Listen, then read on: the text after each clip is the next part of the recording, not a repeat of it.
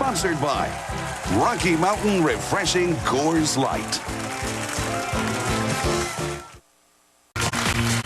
Welcome back. Welcome back, my exciting little bananas. Come on, they can't all be winners. My next guest is an American astronaut who has made 4 trips to outer space.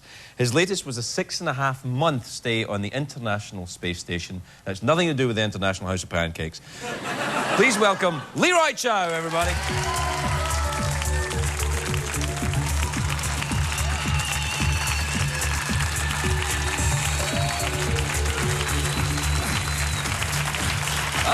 Leroy.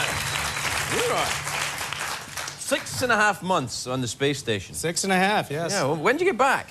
Just 2 months ago, April 25th. Did you have to work out to get back in shape? Does your body fall apart when you're up there? Does it? Well, it would. Yeah, absolutely. It's a very important part of spaceflight is working out. So we worked out 2 hours a day up there. How do you work out? What do you do? I mean, you can't lift weights, obviously. It's weightless. Well, you could. Give me another 20 pounds. You got to see how much weight I was lifting. No, really, we have to keep aerobically in shape. We have an exercise bike, we have a treadmill, and we have a harness and a bungee that holds you down on the track.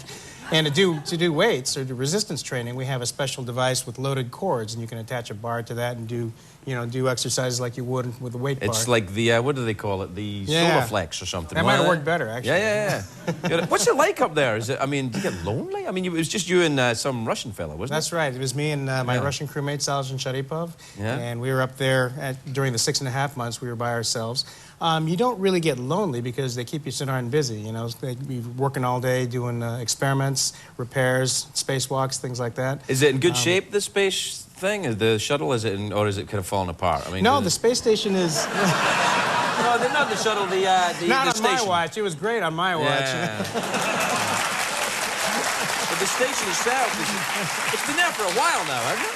Yes, we launched the first element in 1997, so it has been there a while, and you know it's been a learning process because we have had a few problems. We've had to do repairs, and this is how we're learning. You up there? Did you get scared by? No, you run out of oxygen or anything?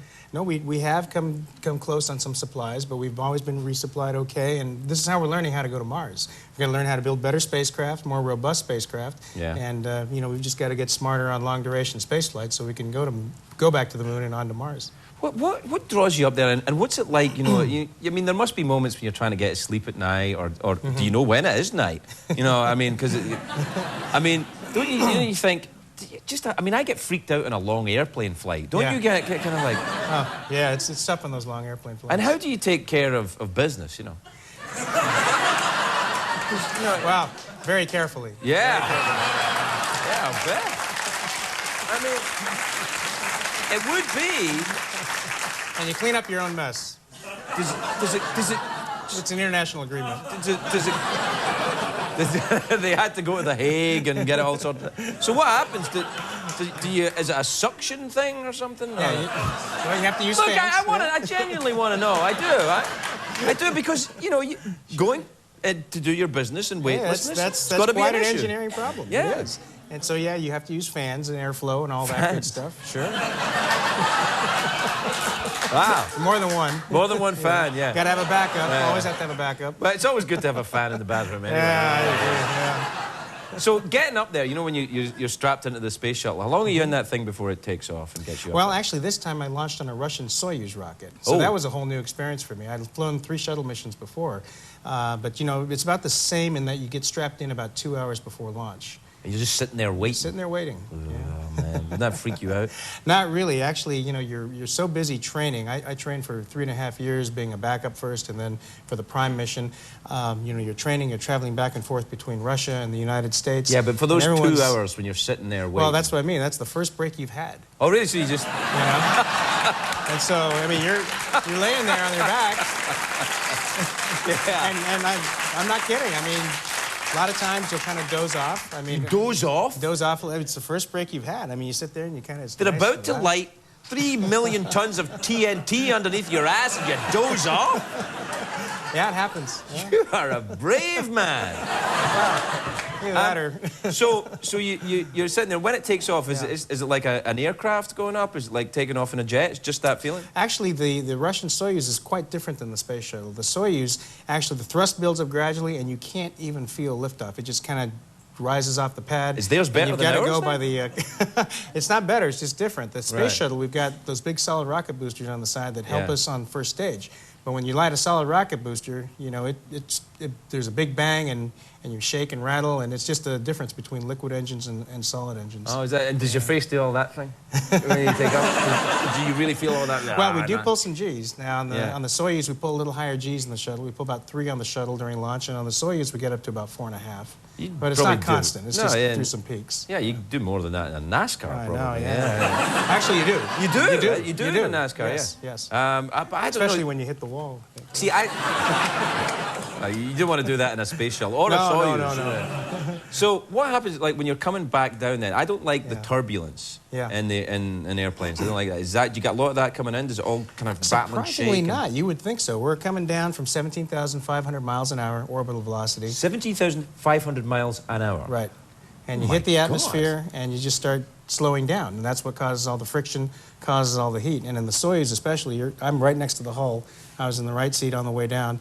And porthole here, you can see the fire going by, bits of the heat shield going by. And but it's very smooth. It's a nice, smooth entry into the atmosphere. Smooth or not, when I see, you know, bits of stuff going by, flames, that's not smooth in my book, Sparky. You're going to take a break. We'll be right back. We'll be right back with Leroy Chiao, everybody.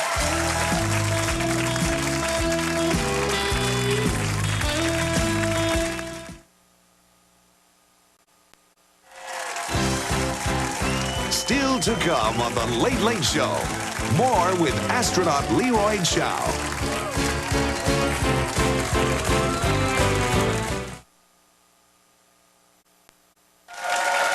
Welcome back. Welcome back, my little Astro Burgers. I'm here with astronaut Leroy Chiao. Now, listen, we were talking about being up there in the space station and the International Space Station, which has nothing to do, we should point out, with International House of Pancakes. Right. But not yet. Yeah. Did you go on the spacewalks when you were out there? Did you take? Yeah, sure did. And actually, it was kind of neat for me. This was my chance to actually do spacewalks in a Russian spacesuit. I'm a specialist in the American spacesuit, having done 4 on my previous shuttle missions. So what's the difference? I mean, what's it like out there? You just float around? Is it like being in a swimming pool or something? Or? Well, that's how we train in swimming pools. Right. Wearing the wearing the suit, right. wearing the spacesuit, and with the modules, the mock-ups of the modules, and practicing our tests. But a spacewalk itself is a surreal experience. You know, the Earth is. It's not like you might imagine. The Earth is brightly lit up and colored, and bright colors that are more vivid than I had imagined. It looks like blue and white when you see these photographs in space. Yeah, the photographs don't quite capture all the color, the vividness. Really? Yeah. Can you see stuff like buildings or, you know... Well, you can see cities. You can see cities? You can see big airports with the naked eye. Wow. You can see the Great Wall of China. Well, you can't quite see the Great Wall of China. What I did is I took the first verified photo of the Great Wall of China because I knew where to shoot, and I could see the lines, but I couldn't discern if it was a Great Wall, if it was a road, or a ridge line. Yeah. You know, so I mean, I guess technically I can say I saw it, but I couldn't tell which line it was until the analyst looked at the photo and said, "Oh, that's the Great Wall." Must be quite hard to get the camera up when you've got that big thing over your eye, anyway. So you're out there and you float around space. It's just a little cord then, and you float around like in the movies, all kind of like that. Well, actually, we carry the oxygen with us, so we have 2 tethers that keep us attached to the station with the Russian suit. And so you move one tether, that way you're always attached.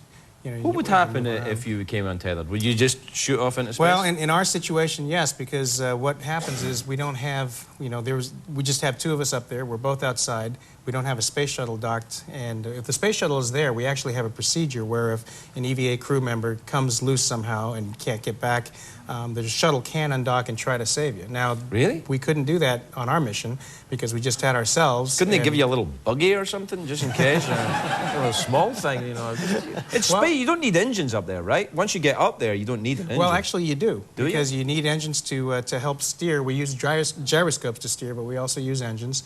And every now and then, you've got to reboost the station. There's enough air molecules, even up there at our altitude of about 270 miles, where you'll actually start decaying your orbit because the big solar arrays are just like, you know, big flaps up there, catching a few air molecules and slowing down the station. You going to go back?